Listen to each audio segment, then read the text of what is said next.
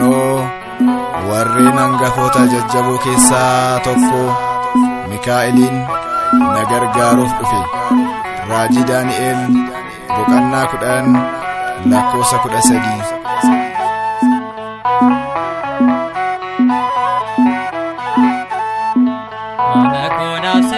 Mikaa'el sinwaama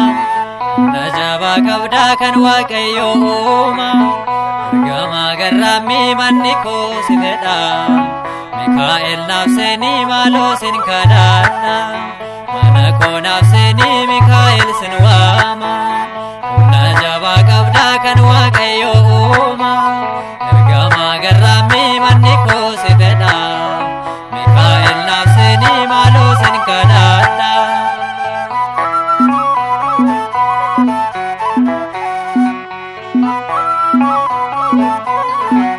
Balbala mana koo guutuu takaalee hirriba dammaqeen balbalan wallaalee jiraachuuf hojjedhuus firii isaan arganne kennaa koo dhokateef Mikaa'el sin waame warri isaanaaf kottu kochoo kee balleessi aanana golboo diina koo qaanessi warri isaanaaf kottu kochoo kee balleessi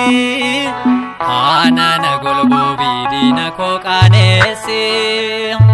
mana koo naaf seenii Mikaa'el sin waama najaba qabdaa kan waaqayyo uuma ergamaa garraamii manni koo si fedha Mikaa'el naaf seenii maaloo sin kadhadha.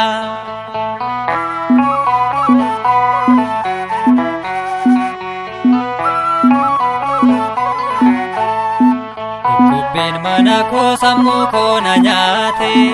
guutummaa keessa koo diinatu dhuunfaate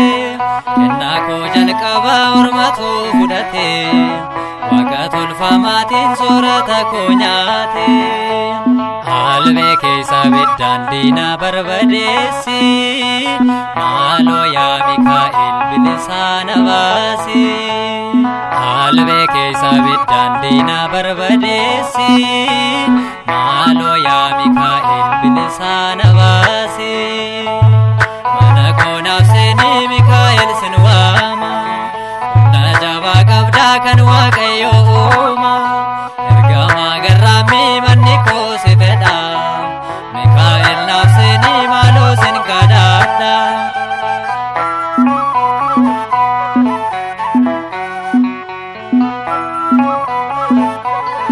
Diinni ishee liqimsuuf yeroo afaan banaate maqaa kee waammannaan isheerraa baqaate afoomiyaaf daftee akkuma qaqqaabde naafis narraa qabii diina isaa nagaade warri isaanaaf kottu kochoo kee balleessi aanana golboo diina koo qaanessi warri isaanaaf kottu kochoo kee balleessi aanana golboo diina koo qaanessi mana koo naaf seenii Mikaa'el sin waama najaba qabdaa kan waaqayyo uuma ergamaa garraamii manni koo si fedha Mikaa'el naaf seenii maaloo sin kadhadha.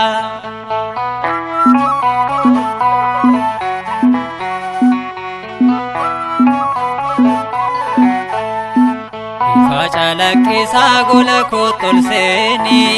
Mikaa'el jedhee yeroon si waamani manni isheetu diigamaa humnaa seefi keeni adaraa naaf kottu humna waaqayyooni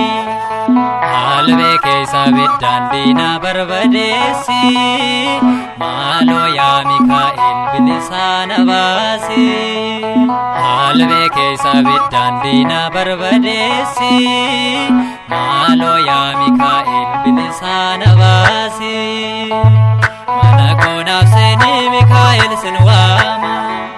najaba qabdaa kan waaqayyo uuma ergamaa garraamii manni koo si fedha Mikaa'el naaf seenii maaloo sin kadhadha mana koo naaf seenii Mikaa'el sin waama najaba qabdaa kan waaqayyo